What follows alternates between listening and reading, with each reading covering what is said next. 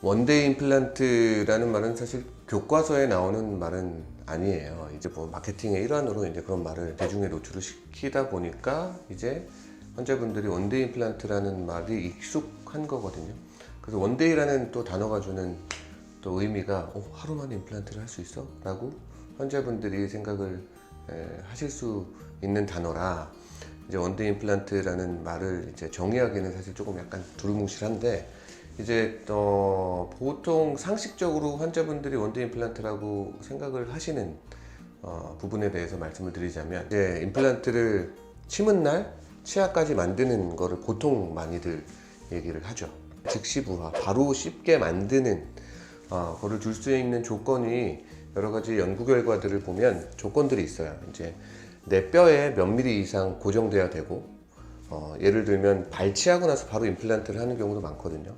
그러면 치아가 있던 자리에는 뼈가 없기 때문에 그 아래쪽에 있는 뼈를 이용을 해서 고정을 얻어야 되고 또 몇 미리 이상 고정이 됐더라도 그게 고정이 될 때의 토크 값이 있어요. 고정되는 값이 있는데 그 고정되는 값이 일정 수준 이상으로 단단하게 고정이 돼야 그래야 또 즉시 부하를 했을 때 성공률에 차이가 없다라는 논문들이 있어요. 그래서 그런 조건들이 맞을 때 예를 들어서 발치하면서 임플란트를 바로 하는 경우 또는 뽑고 나서 한 3, 4개월 기다렸다가 임플란트를 하는 경우에 뼈가 어느 정도 단단하게 고래 양도 많아야 되고 질도 좋아야 되고 그리고 고정도 잘 조절을 해서 임플란트가 들어갈 구멍보다 조금 작게 모양을 만들어서 거기에 임플란트를 집어넣게 되면 고정이 단단하게 기술적으로 이루어질 수 있거든요.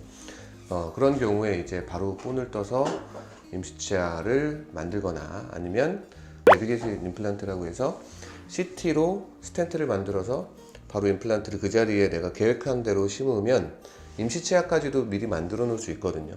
그러면 임시치아를 그날 바로 심은 날 바로 체결을 해드리면 그게 이제 많이들 생각하는 원데이 임플란트 하루 만에 임플란트를 만들 수 있는 방법이다라고 말씀드릴 수 있고요. 처음에는 임시치아까지 만들어서 치아 모양을 전치부나 주로 보이는데 원데이 임플란트를 많이 하는데 바로 교합을 부딪히게 되면 성공률이 예를 들어서 한 99%짜리가 쉽게 생각해서 한 95%로 떨어지는 상황들이 발생하거든요.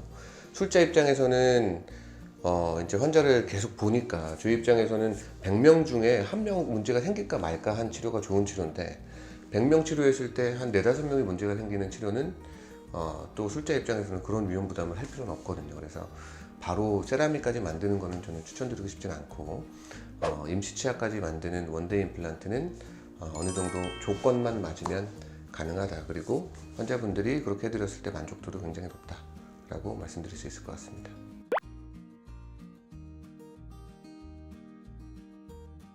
이제 방금 설명드린 원데이 임플란트에서 두 가지를 설명드렸잖아요. 뽑고 임플란트를 심는 경우하고 뽑고 나서 기다렸다가 임플란트를 심는 경우하고 사실 환자분 입장에서는 치아를 발치하면서 임플란트를 하는 거기 때문에 진정한 원데이 임플란트는 치아를 뽑은 날 바로 임플란트 심으면서 치아를 만드는 게 원데이 임플란트라고 할 수 있거든요.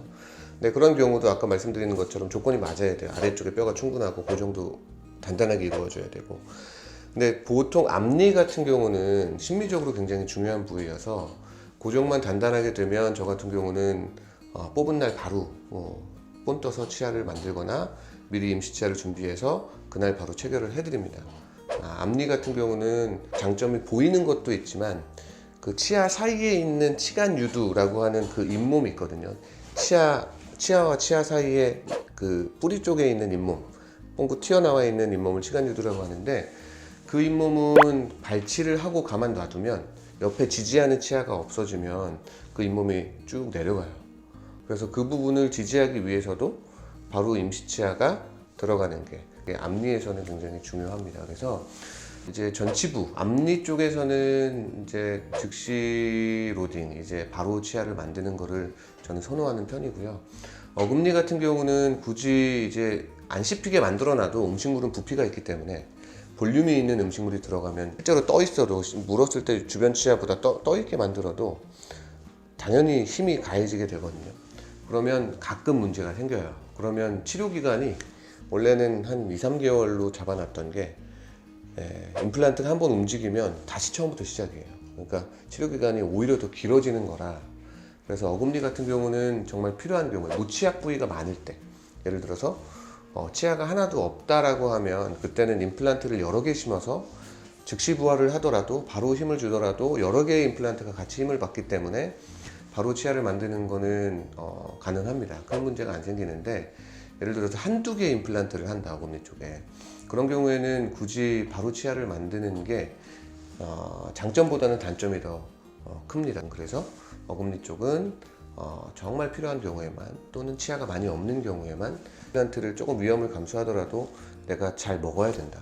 예를 들어서 고령의 환자분들, 고령의 환자분들 같은 경우는 하루 이틀 잘 못 드시더라도 컨디션이 많이 저하가 되기 때문에 그런 경우에는 치아를 부지런히 만들어 드리는 게 낫죠. 그래서 여러 가지 상황에 맞게끔 하는 걸 추천드립니다.